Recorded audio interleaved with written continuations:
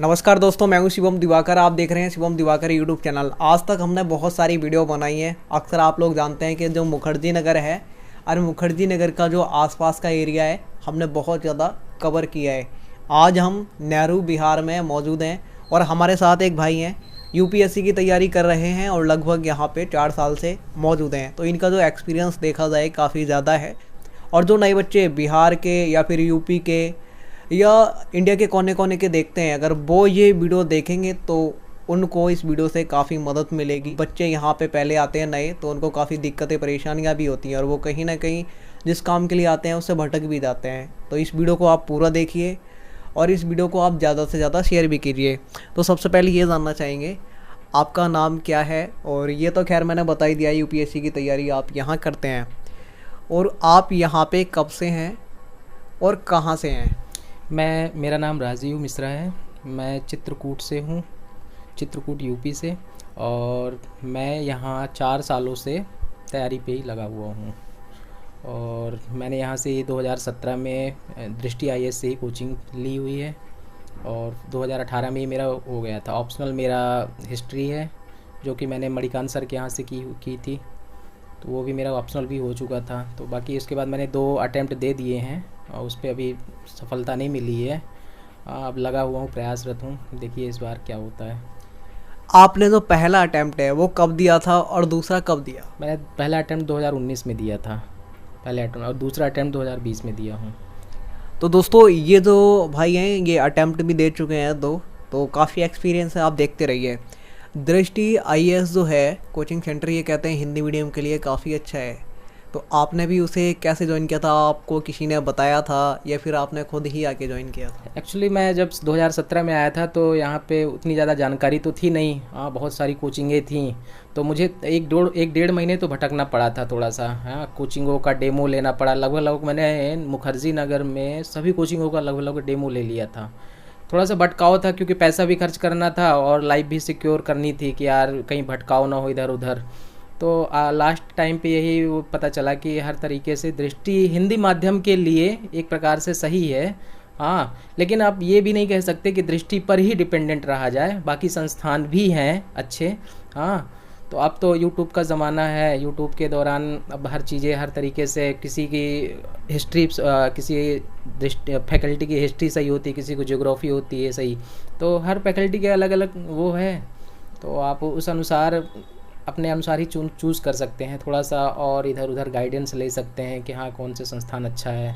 हाँ, उस अगर हिंदी माध्यम के हिसाब से देखा जाए तो दृष्टि ठीक है। यहाँ पे अगर बात की जाए अभी आपके उम्र की, तो वो कितनी है और आपने ग्रेजुएशन अपनी कहाँ से कंप्लीट की थी? और जो 10वीं और 12वीं में आपका स्कोर रहा था वो लगभग कितना रहा था? 10वीं में मेरा स्कोर था 75% के आसपास। और 12वीं में भी मैं मैथ साइड से था, साइंस साइड से था, उसमें मेरा 69 के लगभग था।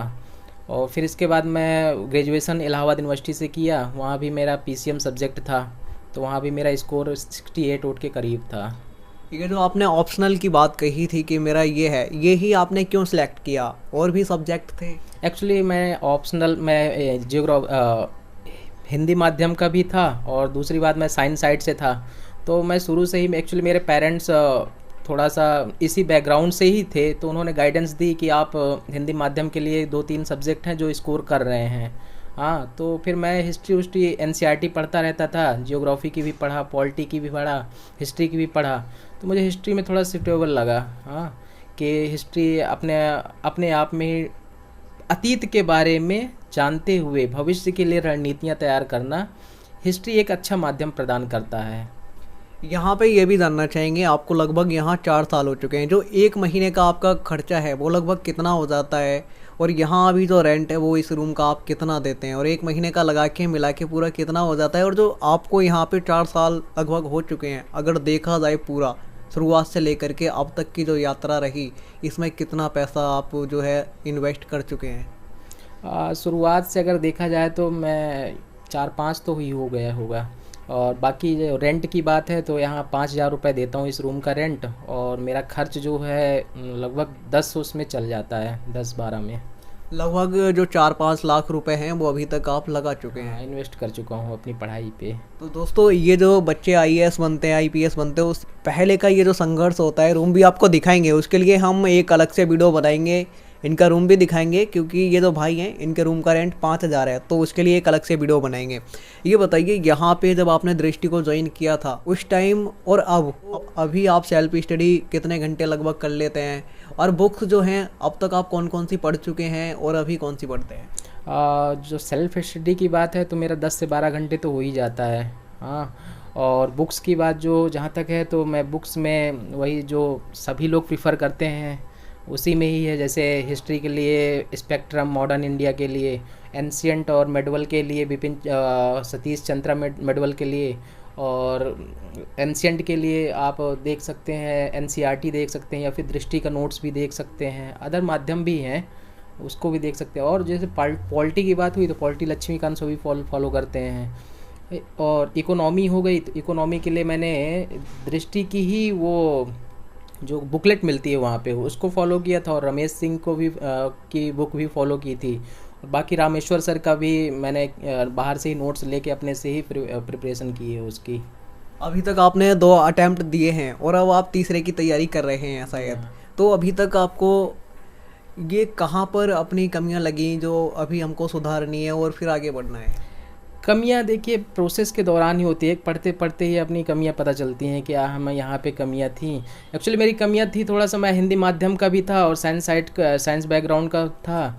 और फिर उसमें क्या हुआ कि मैं लास्ट ईयर के पेपर तो देखता था, मैं मेंस पे ज़्यादा फोकस्ड हो गया था कि नहीं मेंस थोड़ा सा दृष्टि की कोचिंग ने भी वो मेंस ओरिएंटेड ज़्यादा कर दिया था, पीटी के लिए उतना ज़्यादा था नहीं, तो उस पे ज़्यादा लग गया था। हालांकि अब पिछले साल से मेरा स्कोर सही आ रहा है, तो उस हिसाब से अगर देखा जाए तो पीटी में मेरा कुछ जैसे जियोग्राफी का पोर्शन थोड़ा सा वीक था, तो उस पर ही मैं इस समय वर्कआउट ही कर रहा हूँ उस पर।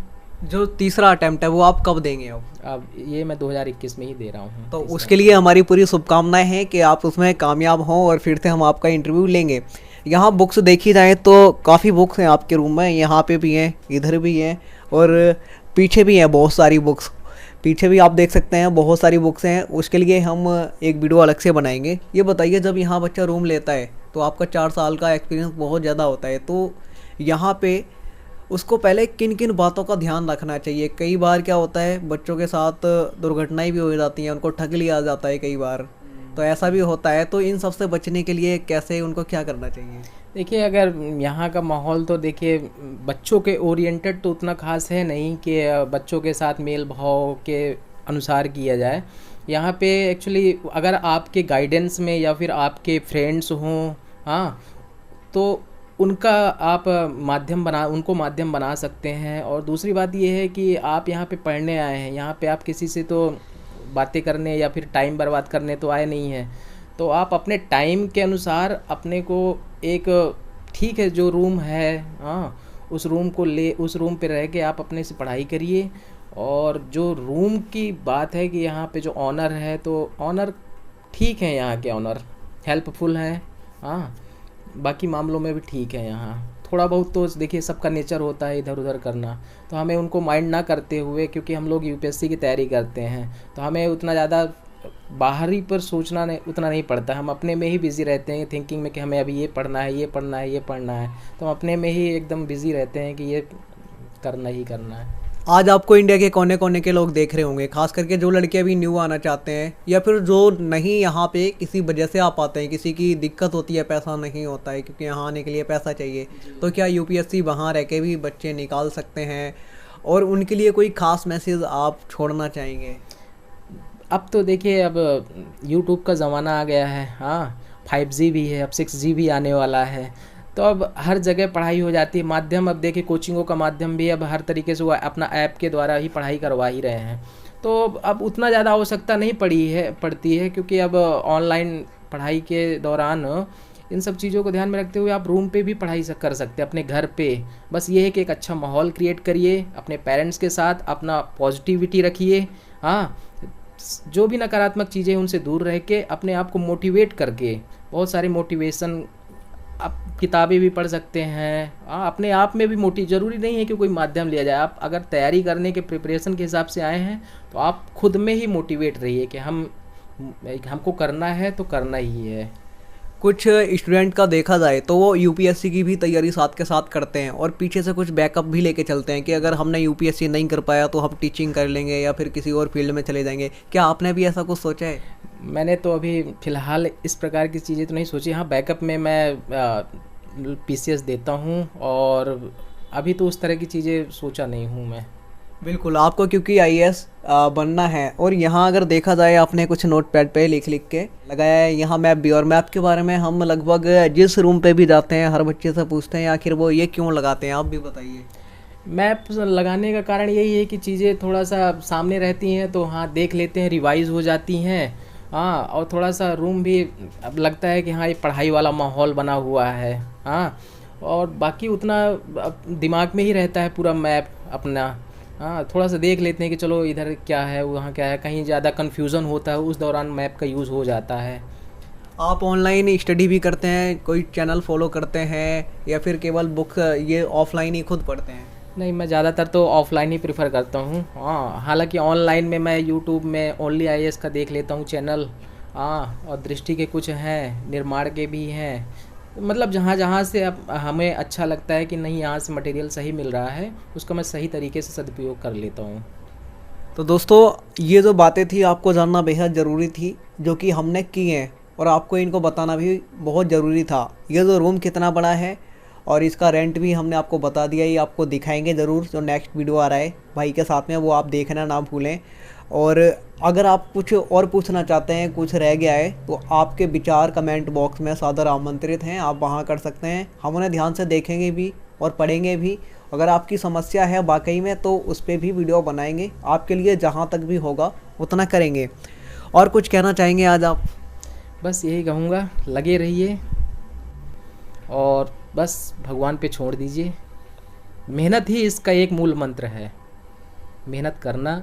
जो टेस्ट सीरीज होती है जी हाँ, वो क्या आपने लगाई हैं अब तक? जी हाँ, मैंने टेस्ट सीरीज़ दृष्टि की भी ली थी और विज़न की भी ली थी। हालांकि मैंने वहाँ ज्वाइन करके नहीं किया था, अपने रूम पे ही लाता हूँ, यहीं पे सॉल्व कर लेता हूँ अपने से। तो टेस्ट सीरीज़ लगाना वाकई बहुत ज़रूरी है, क्योंकि आपका जो प्रिपरेशन का दौरान है ना, कॉन्फिडेंस जो आता है वो टेस्ट सीरीज़ के माध्यम से ही आता है। और जो डाउट भी होता है कि नहीं हमारा ये वाला टॉपिक क्लियर हुआ कि नहीं क्लियर हुआ, जैसे गलत होता है तो हम तुरंत अपने आप को फिर वहाँ पे उस टॉपिक पे ले जाते हैं, तुरंत उसको क्लियर करते हैं। तो टेस्ट सीरीज़ वाकई बहुत बड़ा माध्यम है सफलता का, क्योंकि आप अगर देखेंगे MBBS वगैरह में तो वो तो केवल, या फिर SSC में तो वो लोग तो केवल एक टेस्ट सीरीज़ के माध्यम से ही सॉल्व करते हैं अपने आप को। हाँ, अपने आप को एकदम तैयारी करते हैं। तो अब यूपीएससी में भी एक ऐसा पैटर्न बन गया है पीटी निकालने के लिए कि ज़्यादा से ज़्यादा टेस्ट सीरीज सॉल्व करके कन्फ्यूज़न को दूर करना है, क्योंकि इसमें शार्पनेस बहुत ज़रूरी है। टॉपिक की शार्पनेस बहुत ज़रूरी है। हाँ, क्योंकि यूपीएससी का कोई माध्यम अब वो तो सिलेबस तो रह नहीं गया है, वो हर तरीके से अपना सिलेबस मतलब संसार के नीचे कोई भी चीज़ें यहाँ पे हैं वो हर चीज़ पूछ सकता है यहाँ पे। तो वही है कि हम लास्ट ईयर के क्वेश्चन पेपर को देखते हुए सबसे ज़्यादा हमें फोकस्ड लास्ट ईयर के क्वेश्चन पेपर पे होना चाहिए, और उसमें भी हमें सबसे ज़्यादा फोकस होना चाहिए उनके जो ऑब्जेक्टिव आते हैं। ऑब्जेक्टिव को वन वर्ड हमें होता है जो, उस पर ज़्यादा फोकस्ड होना चाहिए। उनको पकड़ के हमें उसको टॉपिक से रिलेट करके पढ़ना चाहिए, तब जाके थोड़ा बहुत हम लोगों को लगता है कि हाँ, अब एक्चुअली हिंदी माध्यम तो आप जान ही रहे हैं कि इस समय थोड़ा सा वो हो ही रहा है। हाँ, तो हम लोग के लिए माध्यम यही रहता है कि लास्ट ईयर के क्वेश्चन पेपर के माध्यम से तैयारी की जाए। दोस्तों, बिल्कुल सही कहा भाई ने, और अनुराग भाई ने भी कुछ लाइनें लिखी थी इस टॉपिक पर। अगर वो देखना चाहते हैं तो इसका लिंक भी आपको डिस्क्रिप्शन में मिल जाएगा। और एक और स्पेशल वीडियो आ रहा है आपके लिए कि टेस्ट सीरीज कैसे लगाते हैं। हालांकि इसमें कुछ ही डिस्कस हुआ है, उसमें फुल डिस्कस होगा, रूम भी आपको दिखाएंगे। आज की वीडियो में इतना ही। जय हिंद, वंदे मातरम।